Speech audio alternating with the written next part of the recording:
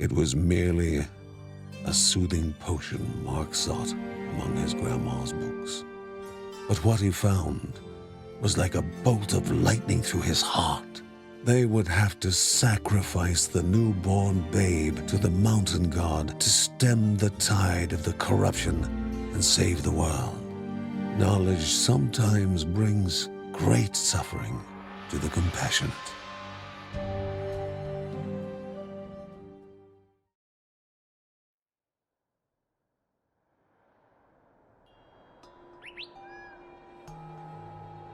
The flying creature they were seeing in the sky filled Lucy with excitement.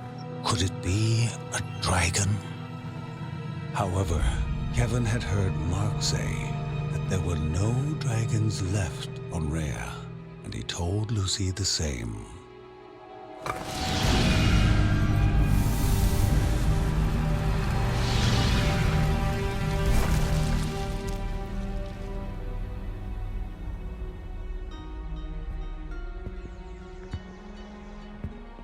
It wasn't hard for Uncle Ben to guess that this strange woman was from the far north. The Bergsons were curious to know her reason for making such a long and arduous trip down south.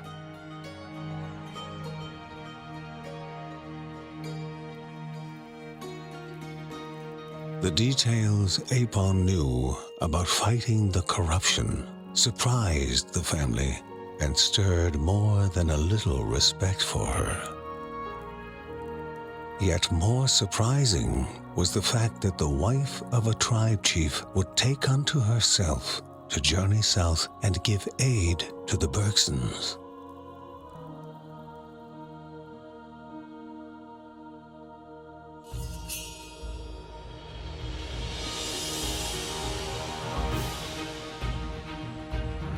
Apon joining in with the Bergsons would help them in their quest.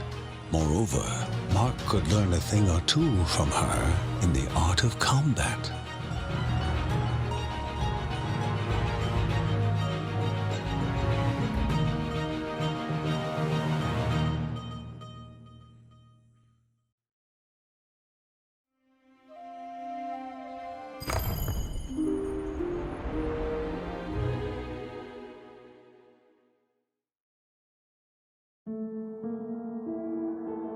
Although they were still mourning the loss of their grandma, they had to continue with their mission.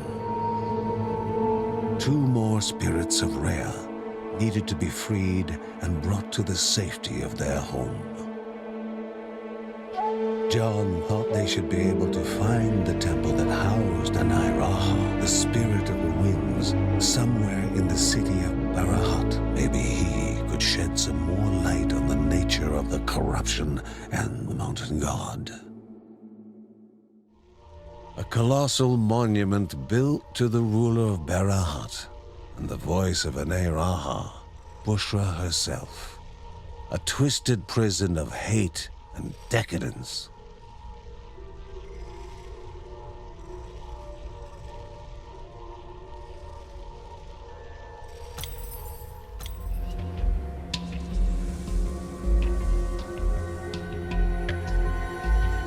Jovial was a celebration of Anairaha and tomorrow's opportunity.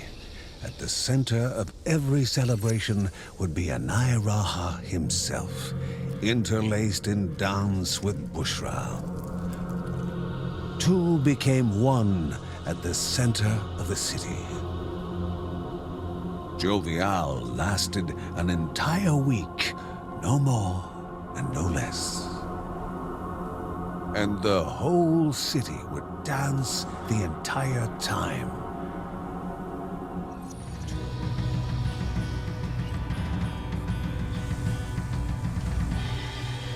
It was a drink that could stir a smile within even the grumpiest of old men. A wine praised beyond question, and Anairaha's gift to his people of Barahat. The spirit Anairaha and ruler of Bushra often took part in the creation together, performing the most fantastic aerial maneuvers to keep all in high spirits. Ane Raha's feathered companion, Flix, monitored the process.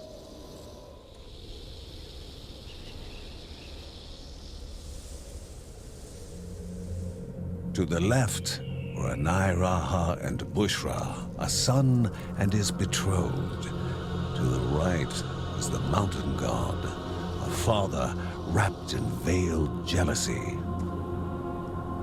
But the mountain god did not expect his son to happen upon love. Ane Raha was created as hope, one to follow his heart wherever it may take him. And the sight festered inside him.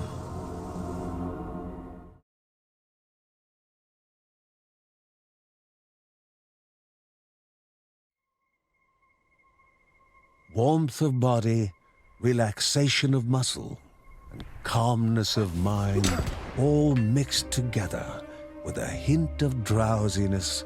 A better wine had never been created. All were merry, all were happy.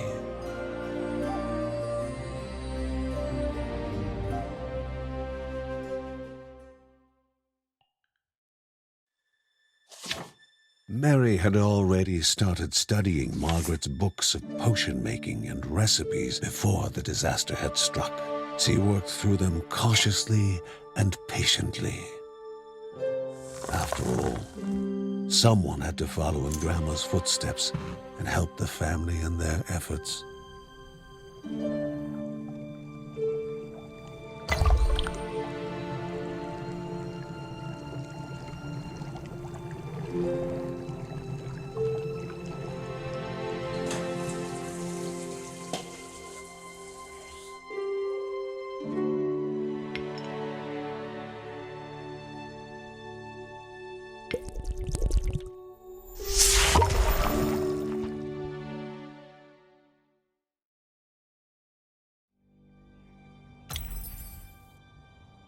Never before had the Bergsons seen, nor had they heard, such a vast trove of myth and legends.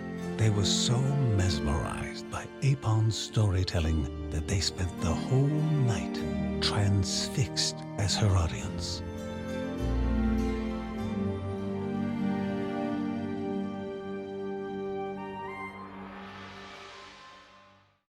The wish that their mother was alive was a shared longing for Ben and John.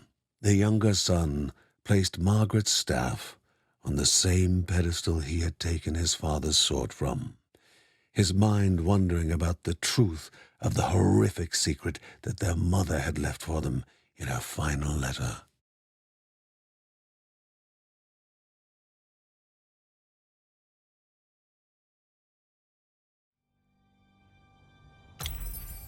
Soon, the Bergsons would have to face Bushra, the villainous ruler of Barahut and lover of the wind spirit. Agitated, Ben was pointing out the passes that led to the halls of Ane Raha. John, however, was lost in his thoughts, thoughts that only Mark could guess.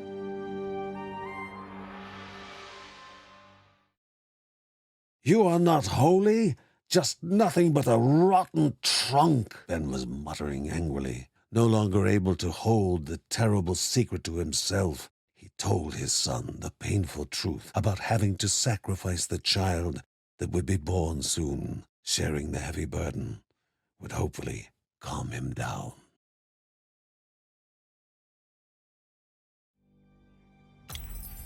Lucy's warm embrace and her sweet kindness negated some of the chill the trials of captivity had left in Mary's bones.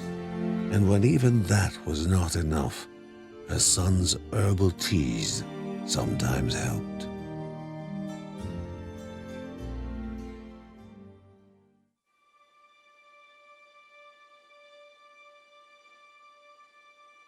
John's quivering voice was scaring Mary. making her fearful of what he might say. She started to feel the corruption inside of her. But the truth was far worse than her illness, worse even than her death, which she only prayed that would leave her be before her child was born.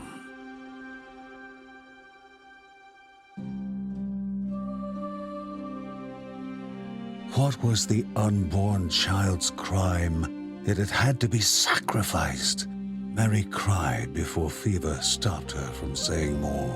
John tried to assure her, talking of uncertain fate and that they should not succumb to despair. After all, they were not defenseless against a future not yet here.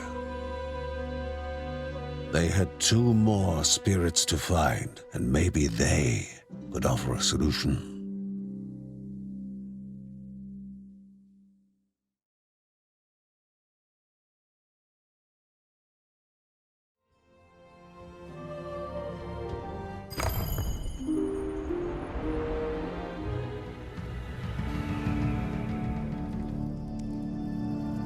What else would the oppressed slaves ask for in their prayers to the spirits of the land but a return to freedom and happiness? The Bergson wondered whether Anai Raha could answer the prayers, or if his sleep proved too deep to even hear his people's cries.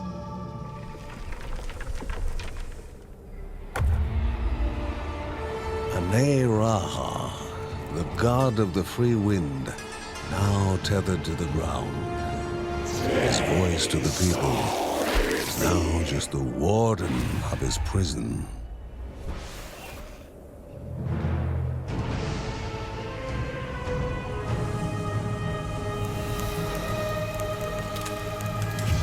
The air touched him, filling him and ruffling his feathers. He looked upon the Bergson, small and fragile, but so full of hope.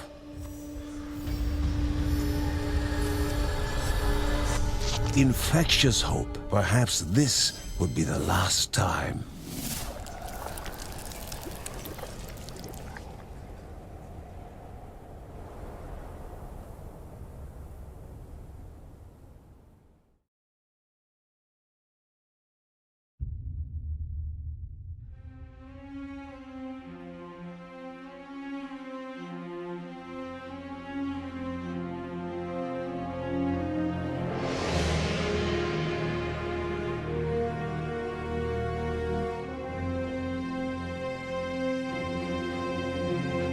The spirit's words took life, forming images to reveal what was hidden from the Bergsons. And so it was their fate to do battle. The children of Rhea Dana, on the cusp of victory, would find their world overrun with the corrupted, drowning them.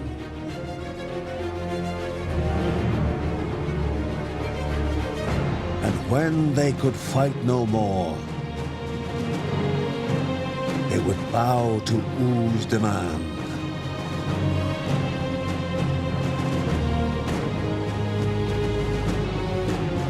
For there was no salvation in fighting his corruption.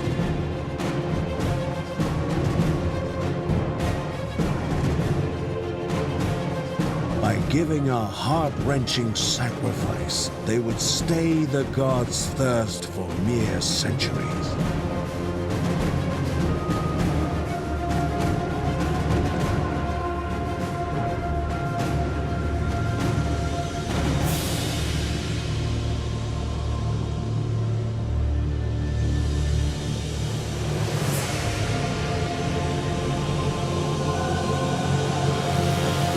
Vengeance would fall upon the world again, with still more cruelty and malice.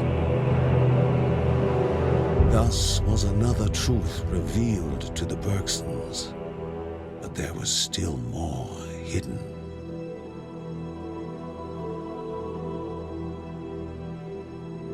The children of Rhea Dana, the Bergsons' destiny, How much of it Grandma had found out before her demise were the subject of much speculation among the family. Speculation without certainty. When Linda told them about Mary's deterioration, they knew they had to do something to prevent another catastrophe.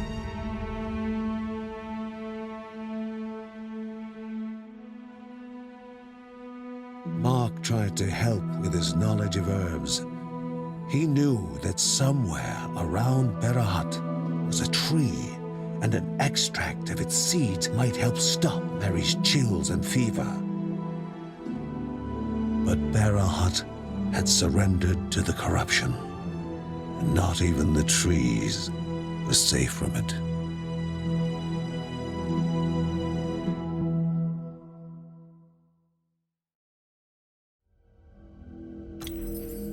Each time Kevin dabbed his mother's forehead with a wet cloth, he could feel her breath coming a little easier.